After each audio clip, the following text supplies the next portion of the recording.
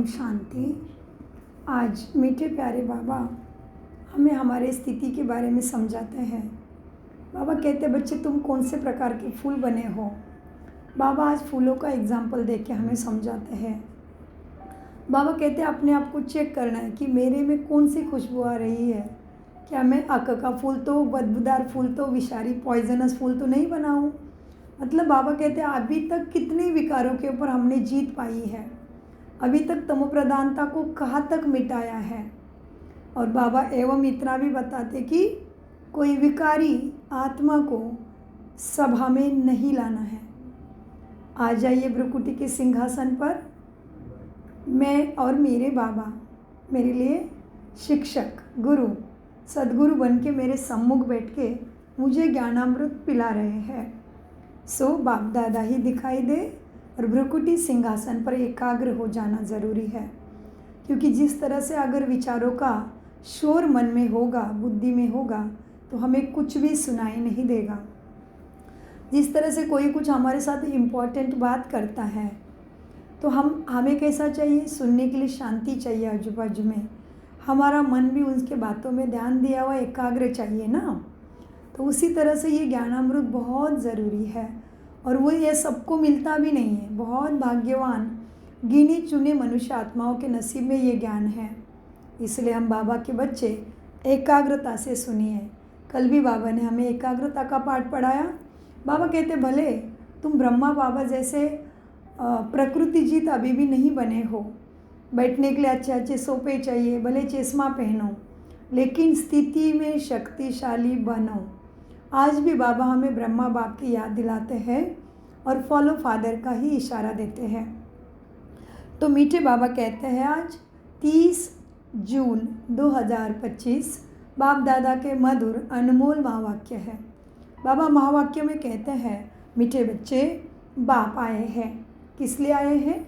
तुम्हें ज्ञान अज्ञान से शुद्ध, अंडरलाइन शुद्ध शब्द पे अटेंशन दे दीजिए, ज्ञान से शुद्ध खुशबूदार फूल बनाने बाबा आए हैं।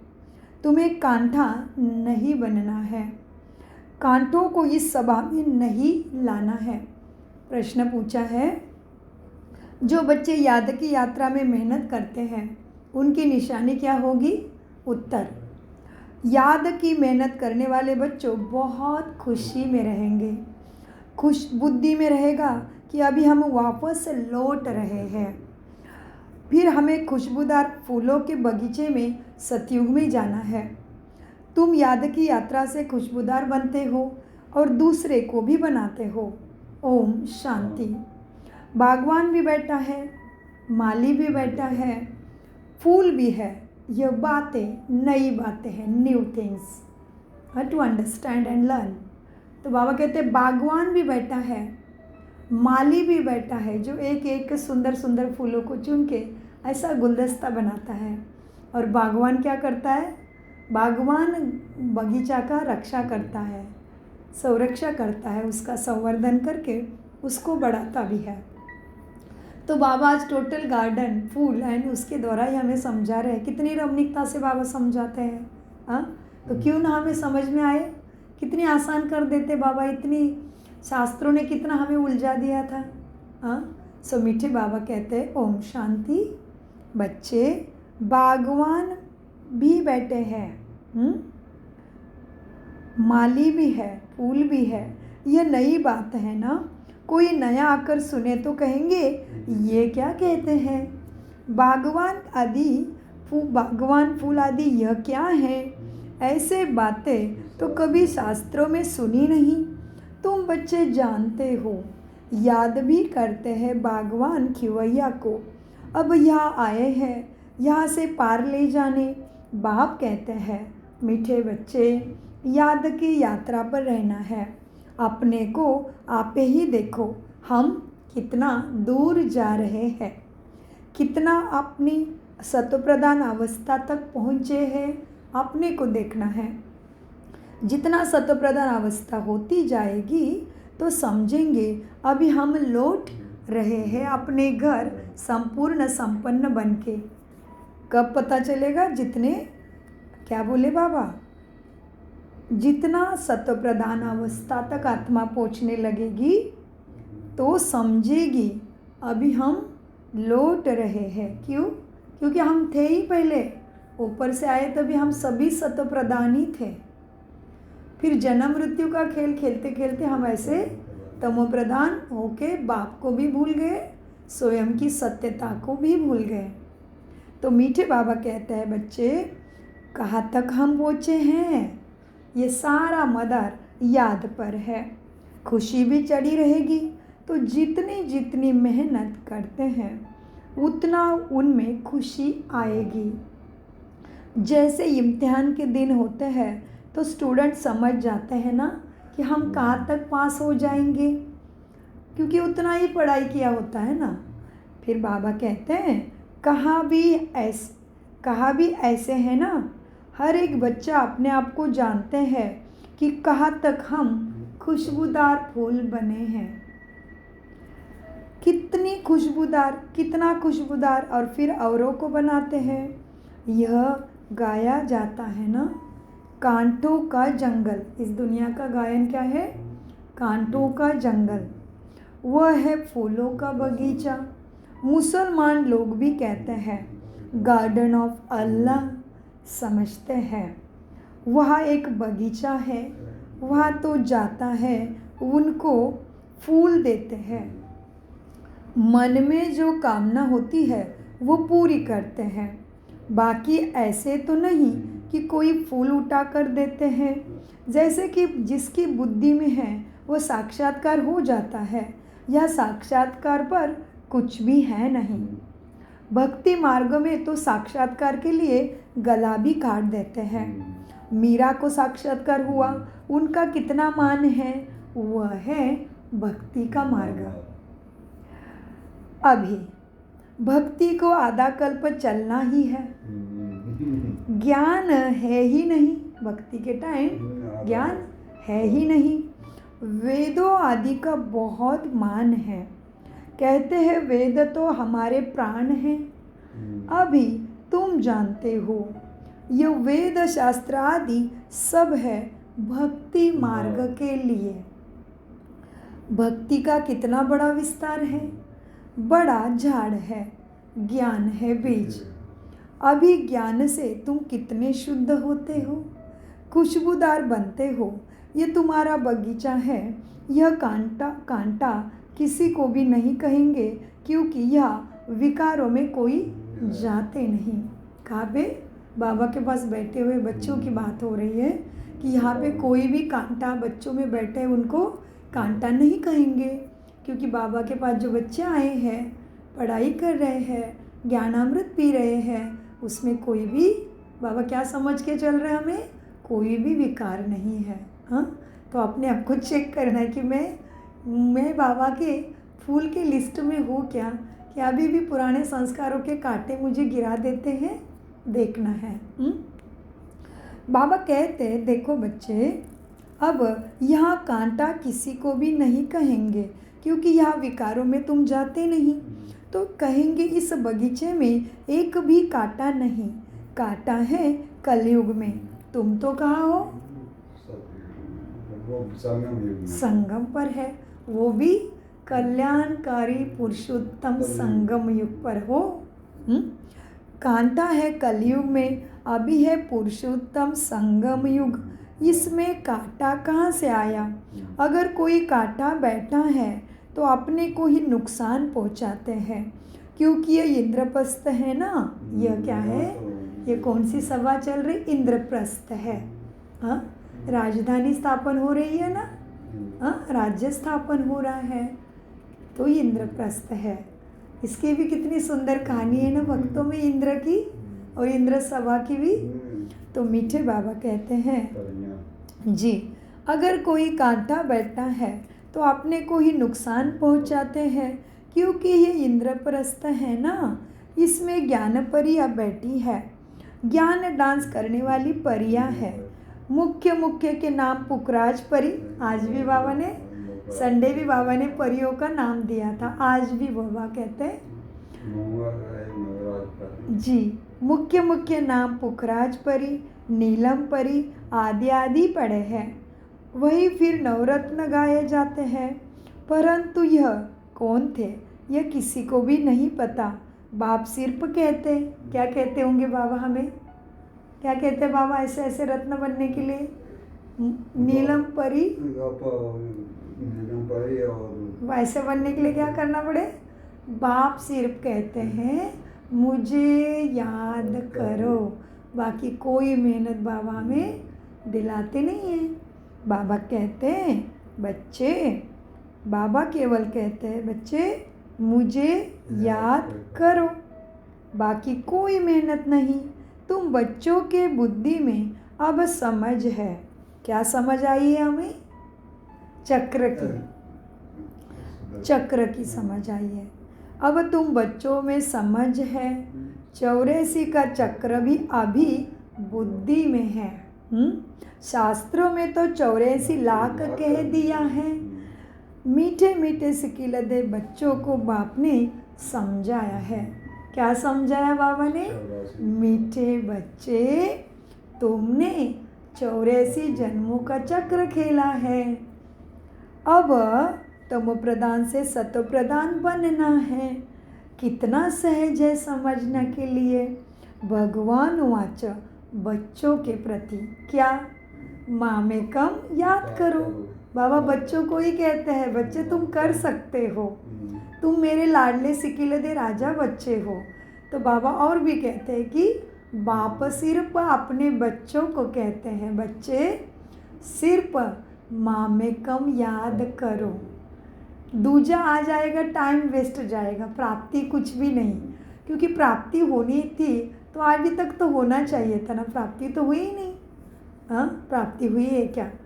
अगर भक्ति में द्वापर से हमने जो किया है भगवान के खोज में या भगवान के प्राप्ति में, उसमें अगर प्राप्ति हुई होती तो हमें दुख ही नहीं आना चाहिए था।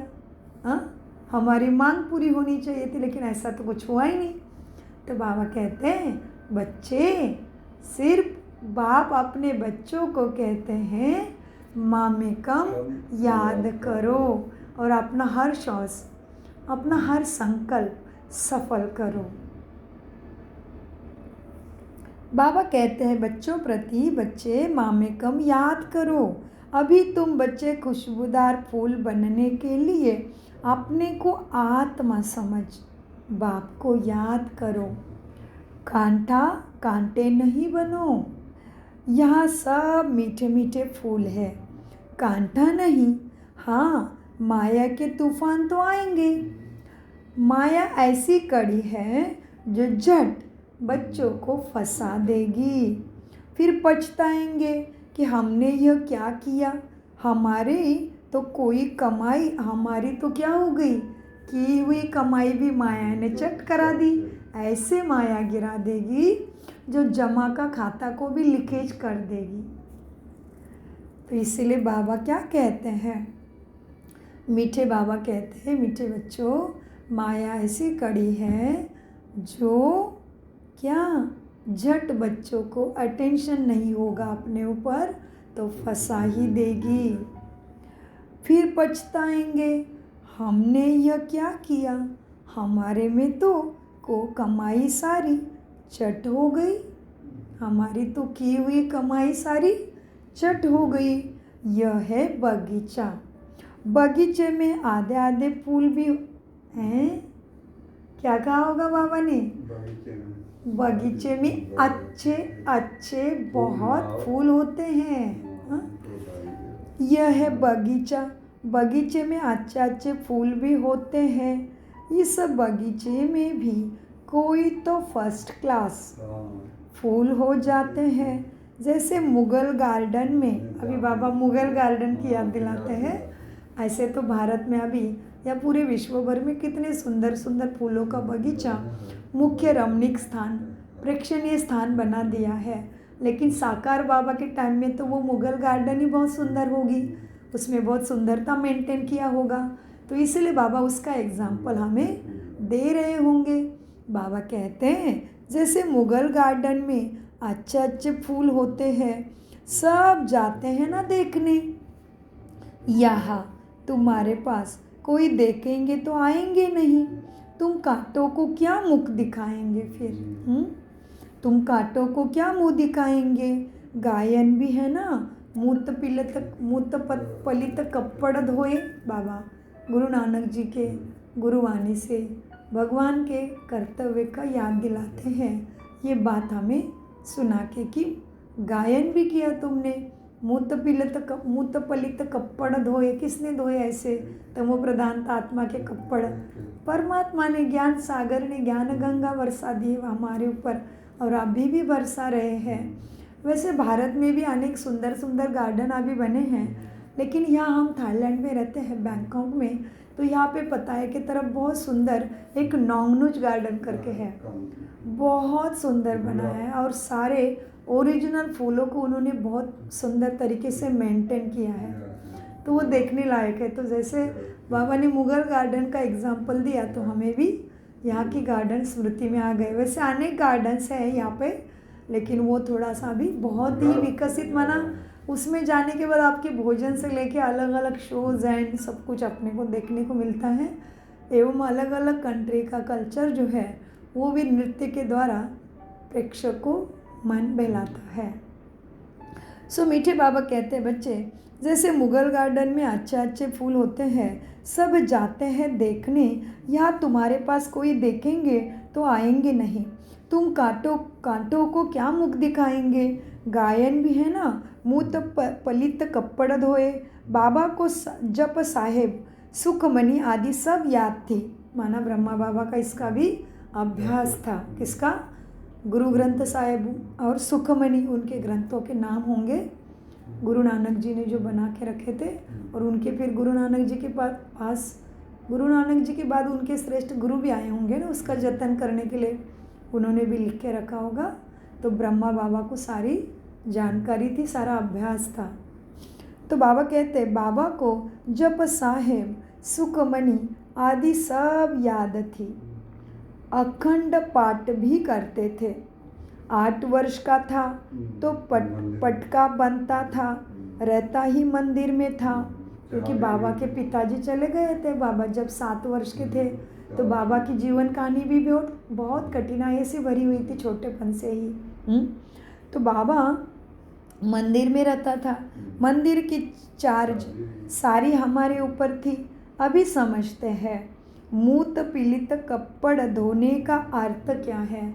मतलब बाबा को जब सहारा की ज़रूरत थी, तो समझ लगता है किसी आसपास के कहाँ जाते हैं वो पंजाबी लोग, उनके स्थान को क्या कहते हैं? जैसे चर्च होता है, गुरुद्वारा में बाबा को सहारा मिला होगा, इसलिए बाबा कहते हैं। तभी तो गुरुद्वारा का सारा बाबा, छोटा सा बच्चा सहारा ढूंढते ढूंढते कहीं मंदिर में पहुंच गया, मतलब गुरुद्वारे में बाबा पहुंच गए होंगे, और वहाँ का बाबा सब देखते होंगे छोटेपन में। तो बाबा के कान में पड़ा है, 8 साल का बच्चा, 7 साल का बच्चा, 5 साल का बच्चा, तो सब याद रखता है ना। तो बाबा अभी जाके छोटेपन की बात, 7-8 साल की बात, बाबा को अभी 60 साल के बाद शिव ब्रह्मा बाबा उनके तन में आए हैं, और ये मुरली 89 वर्ष का भी यज्ञ को हो गए, और बाबा जाके भी काफ़ी टाइम हो गया है, 69 में बाबा गए हैं। तो बाबा यज्ञ में 30 साल ही रहे, तो उसके बीच में बाबा को ये बातें कभी साकार मुरली चलते टाइम याद आई है ना। तो भी इसीलिए बाबा कहते हैं, बच्चे अब देखो, अब उस टाइम गुरु वो सुनते थे मूत पलित कपड़ धोए, लेकिन अर्थ तो क्या था, ये अभी शिव बाबा आने के बाद ब्रह्मा बाबा को भी समझ में आया है, 60 वर्ष के बाद।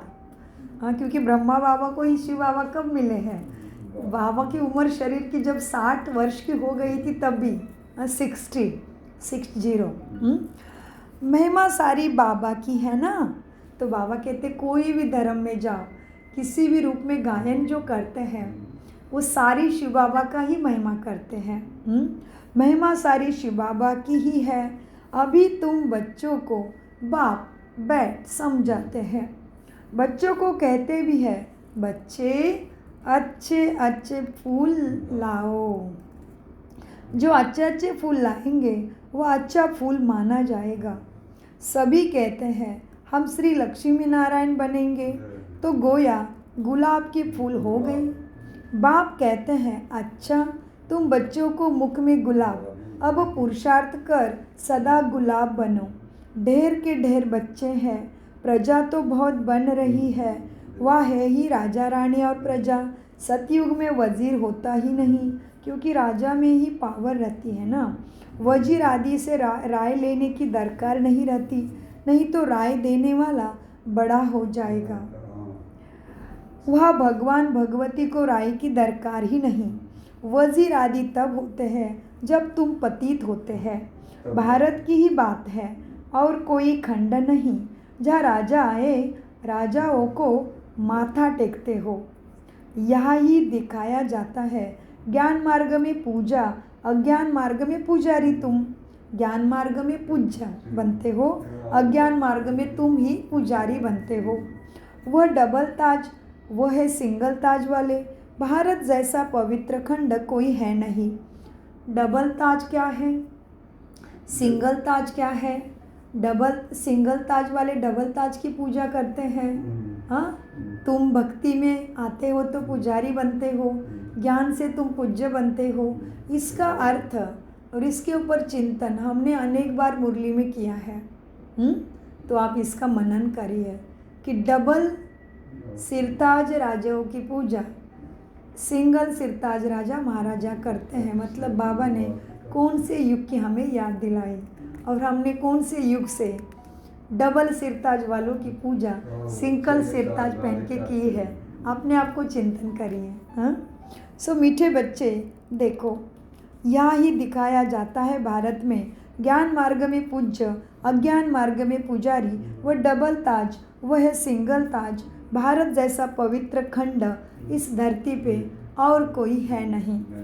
पैराडाइज बहिस्त था ना, पैराडाइज इंग्लिश में, बहिस्त उर्दू शब्द। तो बाबा सतयुग की याद हमें सारे भाषाओं में दिलाते हैं, क्योंकि सारे ही भाषाओं में आत्माएं अपने स्वर्ग भूमि को, बहिस्त को, पैराडाइज को, वैकुंठ को, शिवालय को, कृष्णपुरी को, सतयुग को, सत्यनारायण लक्ष्मी नारायण के राज्य को याद करते हैं। इसलिए बाबा कहते हैं पैराडाइज बहिस्त था। तुम उसके लिए ही पढ़ते हो। किस लिए पढ़ते हैं हम? किस लिए पढ़ रहे हैं? कहाँ जाना है पढ़ के? परम धाम जान के सतयुग आना है, इसलिए पढ़ रहे हैं। वैकुंठ में जाना है, पैराडाइज में बहिस्त में जाने के लिए पढ़ रहे हैं ना। स्वर्गपद सत्य में पाना है, केवल फोटो के नीचे नहीं लिखना है स्वर्गवास हुआ, स्वर्ग पदधारा। रियल में उसके लिए प्राभ्यास कर रहे हैं। पैराडाइज बहिस्त था, तुम उसके लिए ही पढ़ते हो। अभी तुमको फूल बनना है। कैसे फूल बनेंगे? कैसे फूल बनेंगे? क्या करना पड़ेगा? भगवान को याद करो। और बाबा क्या कहते हैं? अभी तुम्हें फूल बनना है तो बाबा के ज्ञान को निश्चय बुद्धि से समझ के मनन मंथन चिंतन मक्खन निकालना है धारणा का। स्वभाव संस्कारों में सद्गुणों को लाना माना सतो प्रदान फूल बनना। तो मीठे बाबा कहते हैं बच्चे अभी तुमको फूल बनना है। बागवान आया है ना, माली भी है। माली नंबरवार होते हैं, बच्चे भी समझते हैं माली भी है। तो अभी समझो माली किसको कहा है और बागवान कौन है, क्योंकि बाबा तो नंबरवार में आता नहीं। तो बाबा कहते हैं माली भी है और माली नंबरवार होते हैं। मतलब किसको बोला है? जो बाबा के बच्चे ज्ञान देते हैं और पाठशालाएं सेंटर चलाते हैं, बड़े बड़े महारथी हैं, उनको माली कहा ना। हाँ, बागवान भी है, माली भी है। हाँ, फिर बाबा कहते हैं माली नंबरवार होते हैं। बच्चे भी समझते हैं यह बगीचा है, इसमें कांटे नहीं, कांटे दुख देते हैं। बाप तो किसी को दुख नहीं देते, वह है दुख हरता और सुख करता। कितना मीठा हमारा बाप दादा है, शिव बाबा है, वो तो सागर है ना। हाँ, सुख करता है तो सुख ही करता है, दुख नहीं देता। ऊपर से दुख से छुड़ाने की सारे मार्ग खुलता है हमारे लिए। सारी युक्तियाँ बताता है। तो बाबा कहते हैं बच्चे क्या है, क्या बोला बाबा ने, तुम बच्चों को बाप पर लव है, हमें बाबा पर बहुत प्रेम है, लव है। तुम बच्चों को बाप पर लव है, बाप भी बच्चों को लव करते हैं ना, यह पढ़ाई है। बाप कहते हैं मैं तुमको प्रैक्टिकल में पढ़ाता हूँ, यह भी पढ़ते हैं, पढ़कर फिर पढ़ाओ तो और भी कांटों से फूल बने। भारत महादानी गाया हुआ है, क्योंकि अभी तुम बच्चे महादानी बनते हो, अविनाशी ज्ञान रत्नों का तुम दान करते हो। ये तो प्रैक्टिकल में दिख रहे हैं, एक नहीं दो नहीं, 140 देशों के महान श्रेष्ठ देवी देवता आत्माएं बन रहे हैं। उन दिव्य आत्माओं ने इस ज्ञान रत्नों के द्वारा अपने परमपिता परमात्मा को पहचान लिया है। तो बाबा ने क्या याद दिलाया, बाबा कहते हैं क्या कहा बाबा ने, तुम बच्चे महादानी बनते हो, अविनाशी ज्ञान रत्नों का तुम दान करते हो। बाबा ने समझाया है आत्मा ही रूप बसंत है, बाबा भी रूप बसंत है, उनमें सारा ज्ञान है। ज्ञान का सागर परमपिता परमात्मा वह अथॉरिटी है ना, ज्ञान का सागर एक बाप है। इसलिए गाया जाता है सारा समुद्र शाही बनाओ तो भी घुटने वाला नहीं है। और फिर 1 सेकंड में जीवन मुक्ति का भी गायन है। तुम्हारे पास कोई शास्त्र आदि नहीं है, वहाँ कोई पंडित आदि के पास जाएंगे तो समझते हैं ये पंडित बहुत बड़ा हुआ, अथॉरिटी है, इसने सब वेद शास्त्र कंठ किए हैं। फिर संस्कार ले जाते हैं तो छोटेपन से फिर वो अध्ययन कर लेते हैं। तुम संस्कार नहीं ले जाते हो, तुम पढ़ाई के रिजल्ट ले जाते हो, तुम्हारी पढ़ाई पूरी हुई फिर रिजल्ट भी ज़रूर निकलेगी और वह पद भी तुम पा लेंगे। ज्ञान थोड़ी ही ले जाएंगे जो किसको सुनाएंगे, यह तो तुम्हारी पढ़ाई है जिससे तुम्हारा भाग्य बनता है, प्रारब्ध बनता है, वो भी नई दुनिया के लिए। हाँ, बाबा कहते हैं ज्ञान थोड़ी ना ले जाएगी जो किसी को सुनाएंगे, यह तो तुम्हारी पढ़ाई है। पढ़ाई से तो कुछ बनना होता है ना। पढ़ाई तुम्हारे लिए जिसकी प्रारब्ध नई दुनिया में मिलती है। तुम बच्चों को बाप ने समझाया है, मीठे बच्चे माया कोई कम नहीं है। बाबा कहते तुम मास्टर सर्वशक्तिवान हो ना, तो माया भी शक्तिवान ही है। बाबा कहते माया कोई कम शक्तिवान नहीं है। माया भी कोई कम शक्तिवान नहीं है। अभी बाबा माया माया करके हमें हल्का तो कराते हैं, लेकिन वास्तव में माया है क्या? इसके ऊपर कभी चिंतन किया? काम, क्रोध, लोभ, मोह ये सब ही माया ही है और क्या। पुराने संस्कार, जो है हम फंस गए अपने रोल में। तो आत्मा इस शरीर में आई है तो मैं ये माँ हूँ, मैं भाभी हूँ, मैं पत्नी हूँ, मैं बहू हूँ, मैं दोस्त हूँ, मैं ये हूँ, मैं बड़ा बिजनेसमैन हूँ, मैं नौकरी वाला हूँ, मैं डॉक्टर हूँ, मैं इंजीनियर हूँ। सारे टाइटल के अंदर आत्मा पूरी तरह से फंस गई है। लेकिन वो तो ये टाइटल तो अभी इस रोल को मिले हैं, हम थोड़ी ना लेके आए हैं, तो इधर ही छोड़ जाएंगे ना सारे टाइटल। लेकिन ये टाइटल के बीच में रह के जब हम अपने 7 गुणों के अनुसार अपना कर्म करेंगे तभी हम श्रेष्ठ कर्मों का भाग्य लेके जाएंगे। और उसके विपरीत माया के वश बार बार होके इस रोल में फंसे पड़ेंगे तो फिर हम बोलेंगे कि अरे परिस्थिति ऐसी है तो ऐसे तो बोलना ही पड़ेगा, ऐसे तो एक्ट करना ही पड़ेगा, क्रोध तो करना ही पड़ेगा, लोभ के बिना थोड़ी संसार चलता है। ऐसे सारे में फंसे रहेंगे तो हमारी सद्गति हो नहीं सकती।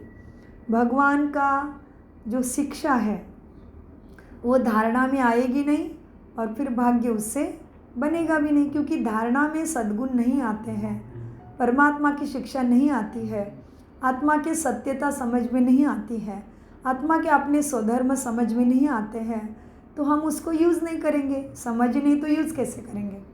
यूज़ नहीं करेंगे मतलब श्रेष्ठ संस्कार नहीं बने हैं।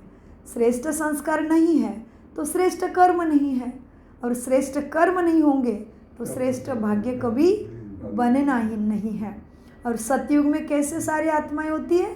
श्रेष्ठ कर्म वाले, मनसा वाचा कर्मणा सर्व गुण संपन्न, 16 कला संपूर्ण, संपूर्ण निर्विकारी, मर्यादा पुरुषोत्तम, अहिंसा परमो धर्म। अहिंसा परमो धर्म माना आँखों से भी किसी के प्रति विकारों की नज़र ना हो, या बाबा कहते हैं आँखों से भी सामने वाले को आत्मा ही देखो, भ्रुकुटी में चमकता हुआ सुंदर सितारा देखो, तारा देखो, हीरा देखो, मणि देखो, लेकिन शरीर नहीं देखो। आँखों से ही शुरुआत करनी है। तो बाकी सोच कर्म बोल में सोचो कितना अटेंशन रखना पड़ेगा, क्योंकि बनना भी तो इतना ऊंचा है। क्या हर किसी को नर से नारायण, नारी से श्री लक्ष्मी बनना है? हाँ, स्वर्गवासी बनना है कि नहीं? हर किसी को हेल्थ वेल्थ हैप्पीनेस सक्सेस चाहिए कि नहीं? कोई बोलता है भगवान मुझे थोड़ी सी अनहेल्दी बॉडी दे, चलेगा? नहीं, चाहिए तो सबको, तो करना भी तो पड़ेगा ना हमें। हाँ, हम भगवान को मांगते क्या है? क्या मांगते भगवान को रात दिन? क्या? हेल्थ दे, वेल्थ दे, सुख शांति दे, शक्ति दे, प्रेम दे, आनंद दे, सत्यता पसंद है, ज्ञान पसंद है।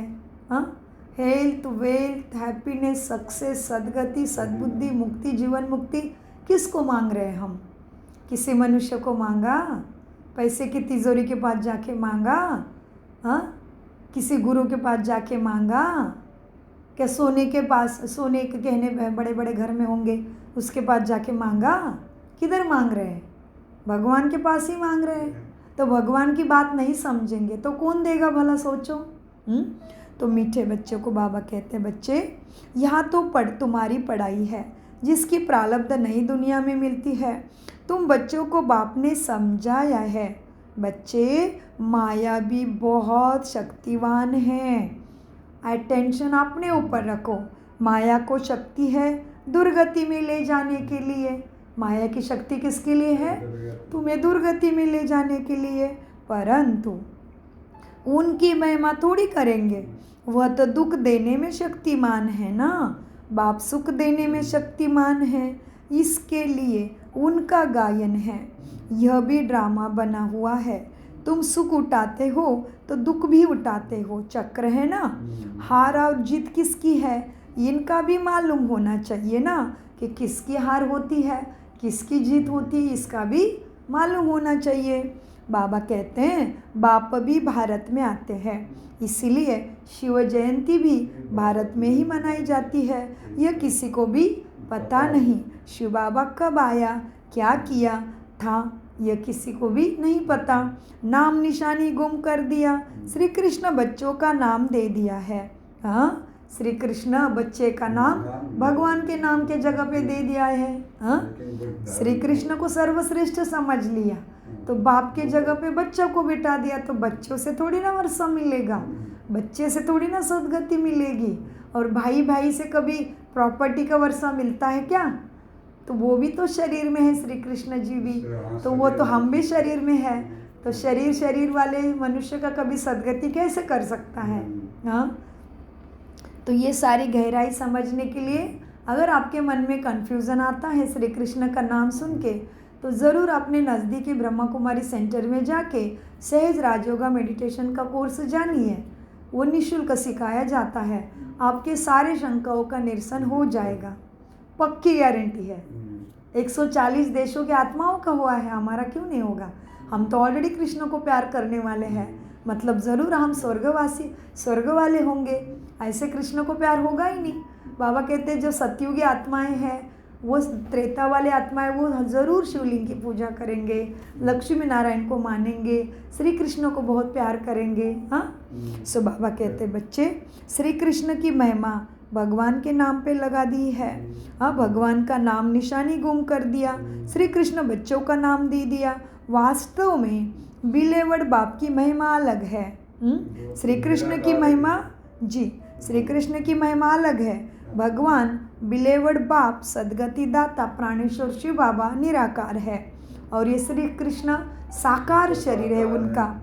श्री कृष्ण की महिमा क्या है? सर्वगुण संपन्न, 16 कला संपूर्ण, संपूर्ण निर्विकारी, मर्यादा पुरुषोत्तम, अहिंसा परम धर्म, श्याम सुंदर, नटखट लल्ला, माखन खाता, मटकी फोड़ता, कपड़े क्या क्या उसका गायन अलग अलग। और बाबा का कैसा है?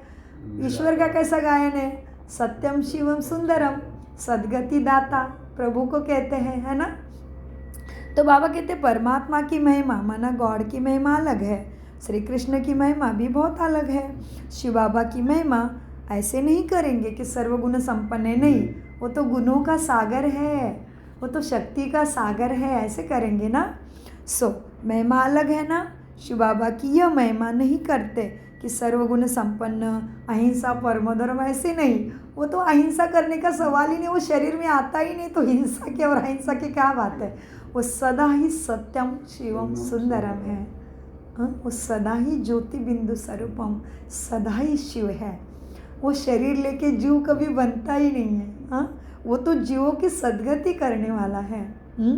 तो बाबा कहते हैं जिसमें गुण है तो अवगुण भी होंगे ना, इसलिए बाप की महिमा ही अलग है। बाप को अकाल मूरत कहते हैं, अकाल मूरत, जिसको काल कभी नहीं खाता, जिसको चढ़ती उतरती कला ही नहीं है, जो चढ़ती कला में उतरती कला में जाके श्याम सुंदर बनता ही नहीं, वो सदा ही सत्यम शिवम सुंदरम है।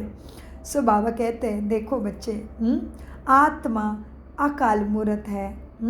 बाप को अकाल मूरत कहते हैं ना, हम भी अकाल मूरत है। आत्मा को काल खा नहीं सकती है, आत्मा अकाल मूरत का यह तख्त है। हमारा बाबा भी अकाल मूरत है, काल शरीर को खाते हैं, यह काल मूरत को बुलाते हैं, यह अकाल मूरत को बुलाते हैं। सतयुग में नहीं बुलाएंगे क्योंकि वहाँ तो सुख ही सुख है, इसलिए गाते भी है, दुख में सिमरन सब करे, सुख में करे ना कोई। अभी रावण राज्य में कितना दुख है, बाप तो स्वर्ग का मालिक बनाते हैं, फिर वह आधा कल्प कोई पुकारते नहीं। जैसे लौकिक बाप बच्चों को श्रृंगार कर दे, क्या करते हैं लौकिक बाप भी? जैसे लौकिक बाप बच्चों को श्रृंगार कर वर्षा दे, खुद वानप्रस्थावस्था लेते हैं, सब कुछ वानप्रस्थावस्था, रिटायरमेंट कारोबार से। जैसे लौकिक बाप कौन है, पारलौकिक बाप कौन है, अलौकिक बाप कौन है, कमेंट्स में लिख देना। अनेक बार इसके ऊपर हमने गहराई से चिंतन किया है। जैसे लौकिक बाप बच्चों को श्रृंगार कर वर्षा दे, खुद वानप्रस्थ अवस्था लेते हैं, सब कुछ बच्चों को देकर कहेंगे अभी हम सत्संग में जाते हैं, कुछ खाने के लिए भेजते रहना। यह बाबा तो ऐसा नहीं कहेंगे ना, यह तो कहते हैं मीठे मीठे बच्चों, हम तुमको विश्व की बादशाही देकर हम वानप्रस्थ में माना अपने परम धाम घर चले जाएंगे। हम थोड़ी कहेंगे कि हमें खाने के लिए थोड़े पैसे भेजना, नहीं। शिव बाबा हमें कहेगा क्या? नहीं, वो तो अभोक्ता है, सदा करने वाला है, वो लेवता है ही नहीं, वो सदा महादेव है, देवादिदेव महादेव, केवल देना जानता है, लेना नहीं, मांगना नहीं। बाबा कहते हैं यहाँ तो कुछ, हमें तो कुछ नहीं चाहिए, हम थोड़ी ना कहेंगे खाने के लिए भेजना। लौकिक बच्चों का तो फर्ज है अपने माता पिता की संभाल भी करना है, नहीं तो खाएंगे कैसे, जिएंगे कैसे वो। ये बाप तो कहते हैं मीठे बच्चे, मैं शिव बाबा प्राणेश्वर परमपिता परमात्मा तुम्हारा निष्काम सेवाधारी हूँ, मुझे किसी से कुछ नहीं चाहिए, मैं निष्काम हूँ, तो कामना का संबंध ही नहीं आता, कामना कुछ उसको है ही नहीं हमसे। एक ही शक्ति है, परम शक्ति इस दुनिया में, जिसको किसी से कुछ नहीं लेना पड़ता है, वो सदा ही अपने में ही संपूर्ण है। पूर्णमिदाय पूर्णमादाय पूर्णस्य पूर्ण, ये केवल परमात्मा की गायन है, किसी देवी देवताओं की नहीं है। देवी देवता ही सर्व सदा सर्वदा पूर्णमादाय है, उसको किसी से कुछ चाहिए नहीं, वह सदा ही संपूर्ण है, वो कभी सदगति में दुर्गति में आता ही नहीं। वो सदा शिव है, वो सदा ही ज्ञान गुण शक्तियों का सागर है। सो इसीलिए मीठे बाबा कहते हैं बच्चे देखो, हाँ क्या कहते हैं, बाबा को ही कहते हैं निष्काम सेवाधारी। बाबा भी कहते हैं बच्चे मैं एक ही हूँ निष्काम सेवाधारी। और हम देख रहे हैं आज दुनिया में भी कितना भी कोई भी हमें प्यार करने वाला हो, हमारे लिए मरने वाला भी हो, लेकिन वो स्वार्थ के लिए ही कर रहा है।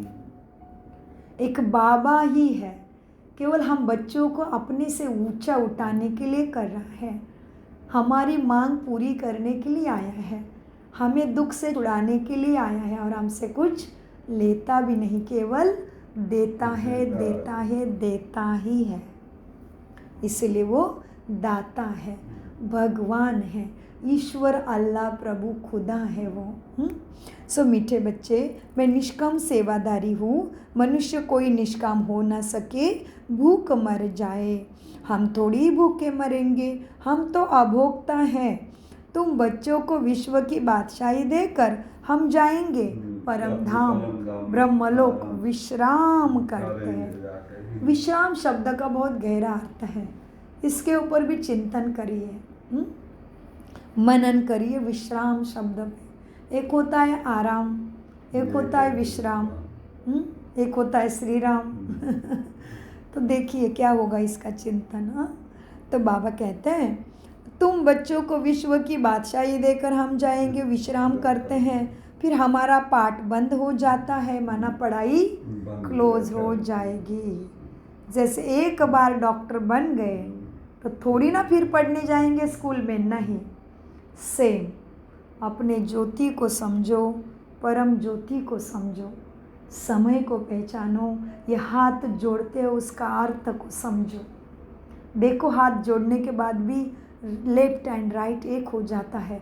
राइटिस्ट है बाबा, मैं बन गया हूँ लेफ्ट, माना तमो प्रधान। ये सदा ही सत्यम शिवम सुंदरम है। तो यहाँ पे भी ज्योति ही बनती है। हम जुड़ जाते हैं, आत्मा परमात्मा से जुड़ जाते हैं, तभी चढ़ती कला है, नीचे की कला नहीं है, चढ़े हैं। तो हाथ जोड़ते हैं सभ्यता से, इसका अर्थ को समझो। सबके सामने भी हाथ जोड़ते हैं, भगवान के मंदिर में जाके भी हाथ जोड़ते हैं। क्यों जोड़ा ये हाथ, क्यों बन गई है ज्योति, समझो।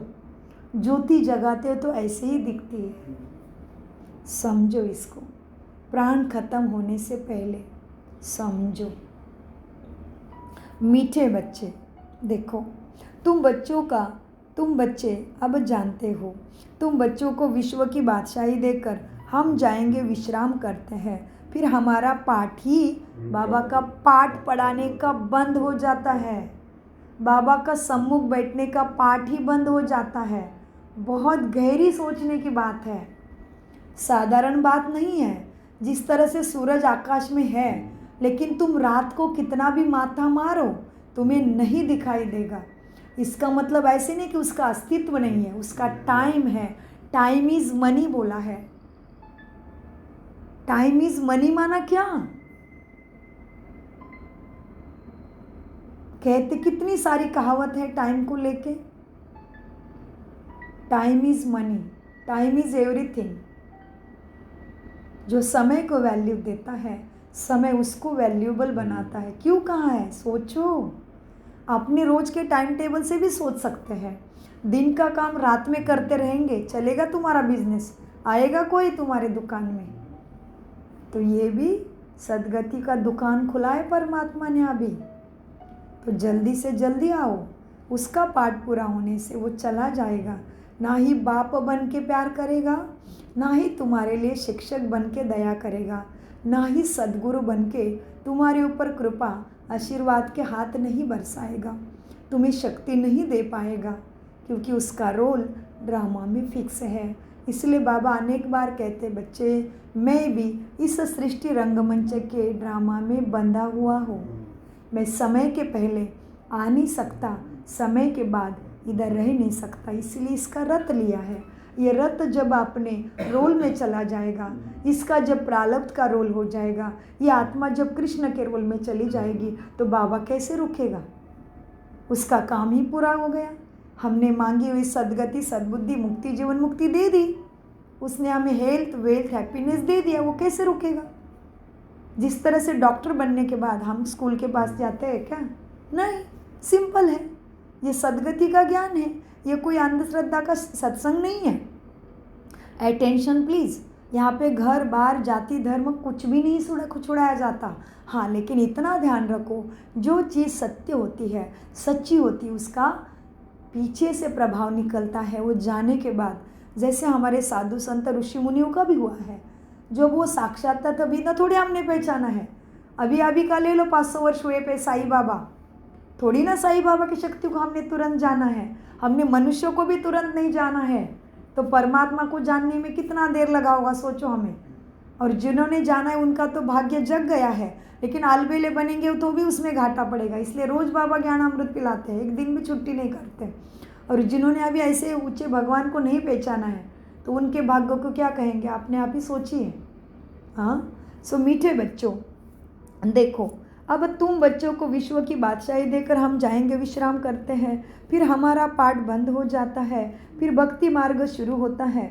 यह अनादि ड्रामा बना हुआ है। अनादि, अंडरलाइन, अनादि, ये रुकने वाला नहीं है। इसका आदि अंत कभी भी होता नहीं है। ये कंटिन्यू चलने वाली प्रोसीजर है। रात दिन है वैसा ही, सतयुग से कलयुग, कलयुग से सतयुग होना ही है। जो मानेगा वो पाएगा, नहीं मानेगा पछताएगा, वैसा का वैसा ही दुर्गति में रहेगा।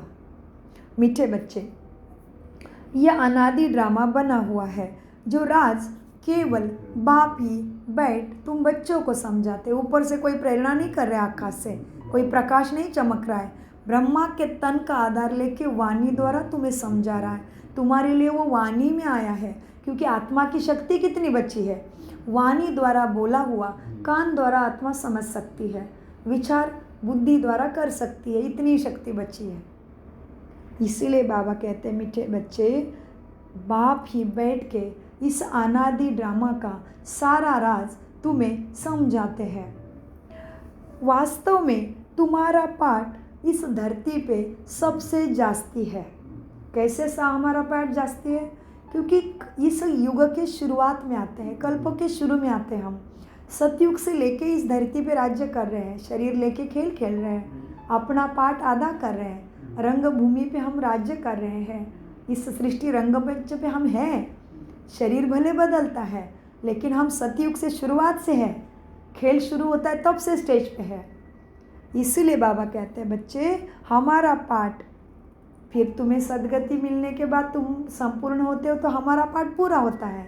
और तुम बच्चों को तो यहाँ पे सबसे ज़्यादा पाठ बजाते हो तुम, सतयुग से लेके कलयुग तक, और संगम पर भी हो बाप के साथ।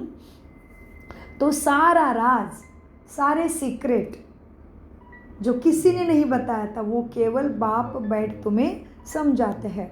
वास्तव में तुम्हारा पाठ सबसे जास्ती है, जो ईज़ाफा भी तुमको मिलना चाहिए। मैं आराम करता हूँ परम धाम में, तो तुम फिर ब्रह्मांड के मालिक बनते हो। इसलिए कृष्ण को मेरे से ऊंचा समझते हैं।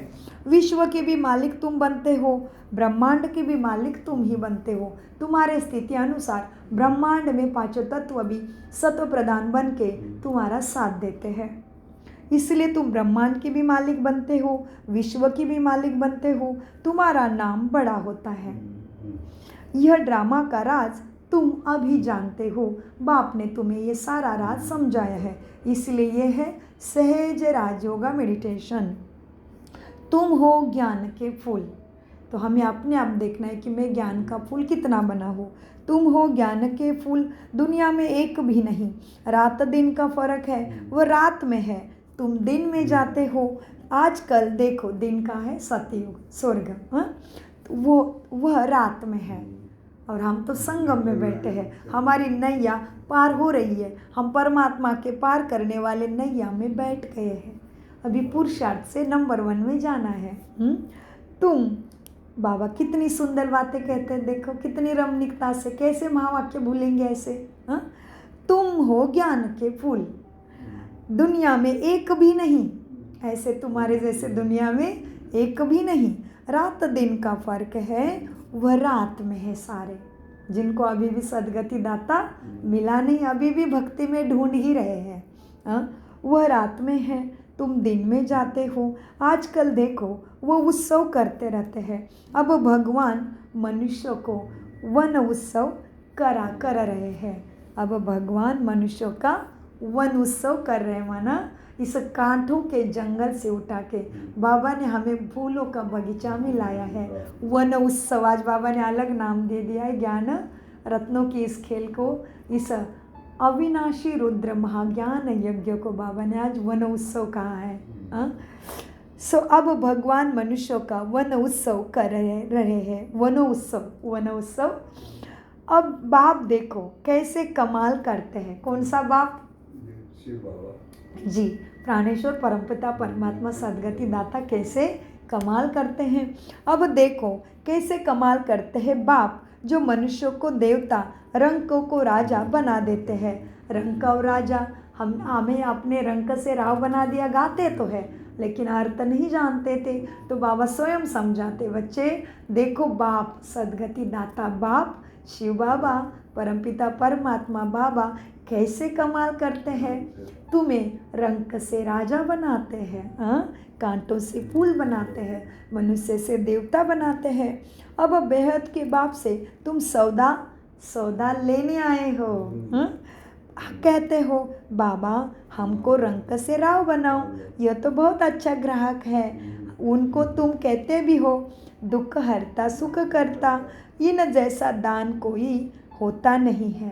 तुम क्या देते हो? कुछ भी है ही नहीं, सारा अपवित्र तमो प्रधान है। मन बुद्धि संस्कार तन मन धन सब कुछ अपवित्र है, फिर भी वो लेता है, तो वो भोला सौदागर है। तो बाबा कहते बच्चे तुम एक गुना देते हो, बाबा तुम्हें पदम गुना देते हैं। इसलिए तो कृष्ण का जो फ्रेंड था सुदामा की कहानी है, और उसमें भी चावल ही दिखाया है। चावल पवित्रता का प्रतीक है। मन बुद्धि शुद्धि, मन बुद्धि में संस्कारों में बाबा को अपनी बुराई दे देना है। इसलिए तो शिवरात्रि में उसके ऊपर पॉइजनस फूल चढ़ाते हैं। अक धतूरा पॉइजनस फूल है, इसलिए किसी देवी देवता को अक धतूरा नहीं चढ़ाते हैं, लेकिन शिव को चढ़ाते हैं शिव जयंती पे, क्योंकि हमारे अंदर की बुराई वो मांगता है। केवल कुछ नहीं चाहिए, है ही नहीं कुछ हमारे पास, तो सब कुछ अपवित्र अशुद्ध हो गया है। भ्रष्टाचारी दुराचारी श्रेष्ठाचारी तो रहे ही नहीं थे हम, सो विकारी बन गए थे। तो बाबा कहते कितना पक्का सौदागर तुम्हें मिला है, सौदा करते हो तुम। सो मीठे बच्चे देखो, अब ये बेहद के बाप से तुम सौदा लेने आए हो। कहते हो बाबा हमको रंक से राव बनाओ, यह तो बहुत अच्छा ग्राहक है। उनको तुम कहते भी हो दुख हरता सुख करता, इन जैसा दान कोई होता नहीं। वह सुख देने वाला बाबा है। बाप कहते हैं मीठे बच्चे भक्ति मार्ग में भी मैं तुमको देता हूँ। ये ड्रामा में नूंद है, साक्षात्कार आदि मैं ही कराता हूँ भक्ति मार्ग में भी।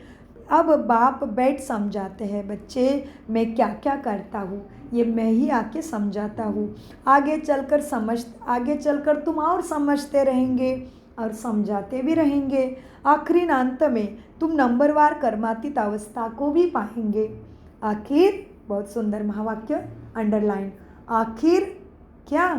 आखिरी अंत में तुम नंबरवार कर्मातीत अवस्था को भी पाएंगे। तो अभी अपनी अपनी अंतिम अवस्था देखना है। समय ऑलरेडी बहुत कम बचा है। ब्रह्मा बाबा को भी, मम्मा को भी, दादियों को भी उनके फरिश्ता बनने के टाइम ही कर्मातीत अवस्था प्राप्त हुई है। लेकिन कितना अटेंशन, कितना निश्चय बुद्धि, कितना बाबा से उन्होंने प्यार किया, कितना अपना तन मन धन बाबा के यज्ञ में स्वाहा कर दिया, इसका पहले चिंतन करो, तभी कर्मातीत अवस्था के पास जा पाएंगे। ब्रह्मा बाबा ने क्या किया, मम्मा ने क्या किया, दादियों ने कितना अपने को तपा दिया। सोचिए दादी कितना देहाभिमान में रही या कितना देही अभिमानी रही।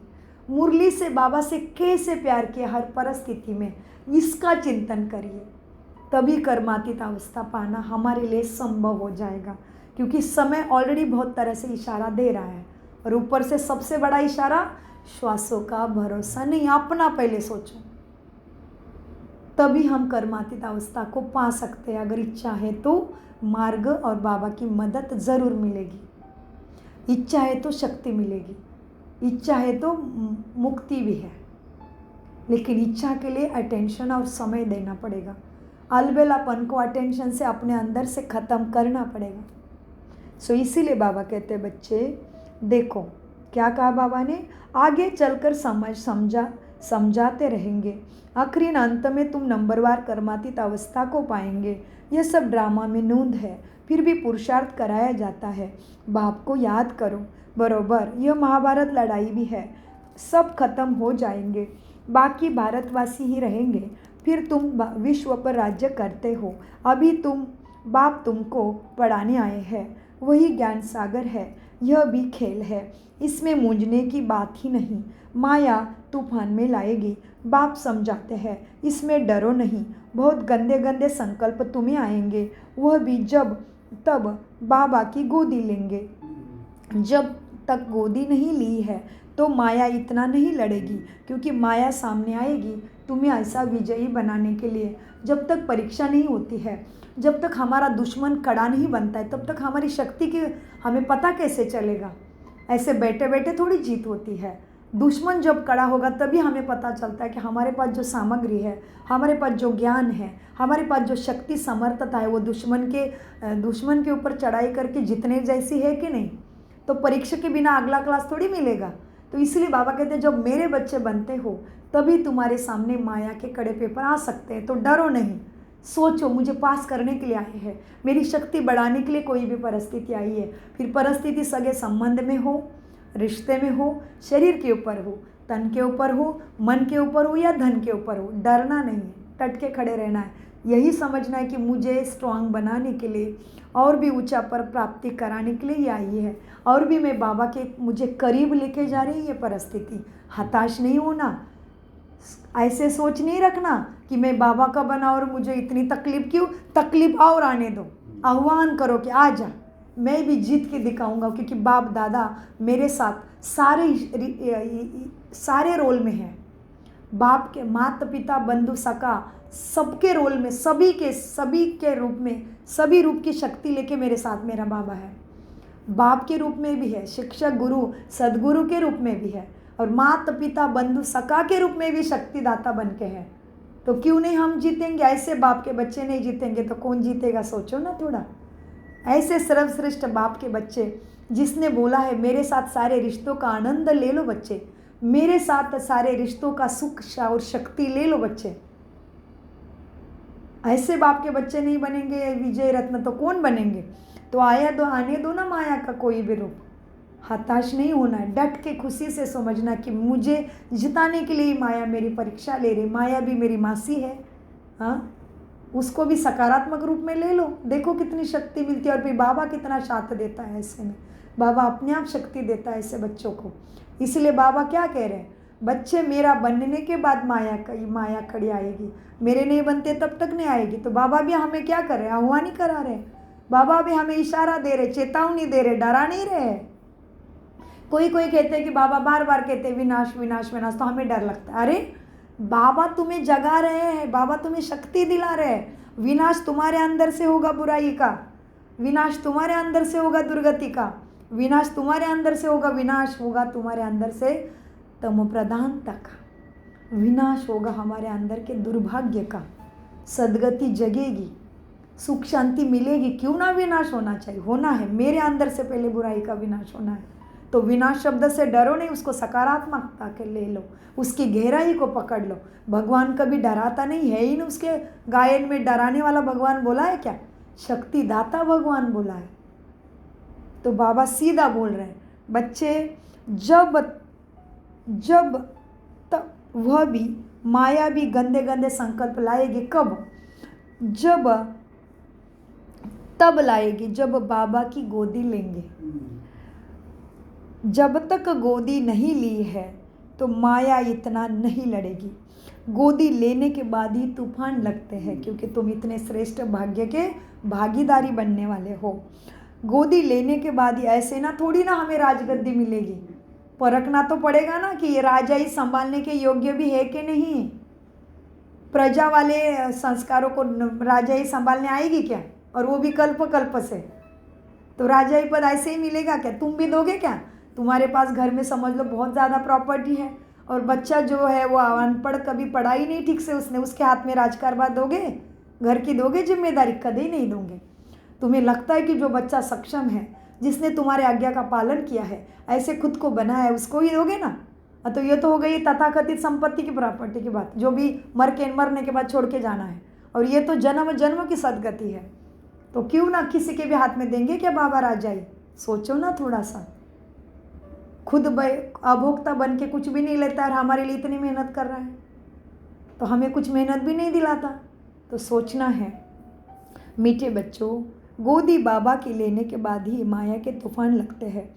इसीलिए बाप कहते हैं बच्चे गोदी भी संभाल कर लेनी चाहिए। कमज़ोर है तो फिर भी प्रजा में आ जाएंगे। माना समर्पण की भी बात है, समर्पित होते होंगे पहले बच्चे, तो उसके लिए भी ये इशारे हैं। और अभी तो हम सबकी मन बुद्धि से समर्पणता है। राजाई पद पाना तो अच्छा है, हाँ अच्छा है ना राजाई पद पाना, नहीं तो दास दासी बनना पड़ेगा। यह सूर्यवंशी चंद्रवंशी राजधानी स्थापन हो रही है। अच्छा, मीठे मीठे सिकिलदे बच्चों प्रति माता पिता बाप दादा का याद प्यारा और गुड मॉर्निंग। रूहानी बाप की रूहानी बच्चों को नमस्ते। हम रूहानी बच्चों की रूहानी बाप दादा को याद प्यार गुड मॉर्निंग, नमस्ते प्यारे बाबा नमस्ते। हम है सत बुद्धि से मनात्मिक स्थिति में रह के सब कुछ समझते, धारण करते और कराते। धारणा के लिए मुख्य सार है रूप बसंत बन, अविनाशी ज्ञान रत्नों का दान कर महादानी बनना है। जो पढ़ाई पढ़ते हैं वह दूसरों को भी पढ़ानी है। किसी भी बात में कंफ्यूज मूंझना नहीं है, डरना नहीं है, अपनी संभाल करनी है। अपने आप से पूछना है मैं किस प्रकार का फूल बना हूँ, मेरे में कोई बदबू तो नहीं है ना। वरदान, दृढ़ संकल्प द्वारा कमजोरी रूपी कलयुगी पर्वत को समाप्त करने वाले समर्थ स्वरूप भव। कैसे वरदान लेते हैं? दृढ़ संकल्प द्वारा कमजोरी रूपी कलयुगी पर्वत को, कमजोरी रूपी कलयुगी पर्वत को, बाबा ने हमारे कमजोरी को पर्वत कहा है कमजोरी रूपी कलयुगी पर्वत को समाप्त करने वाले समर्थ स्वरूप भव। समाप्त करने वाले समर्थ स्वरूप भव। कितना सुंदर वरदान है। और वरदान का विस्तार, दिल शिकस्त होगा किसी भी संस्कार व परिस्थिति के वशीभूत होना।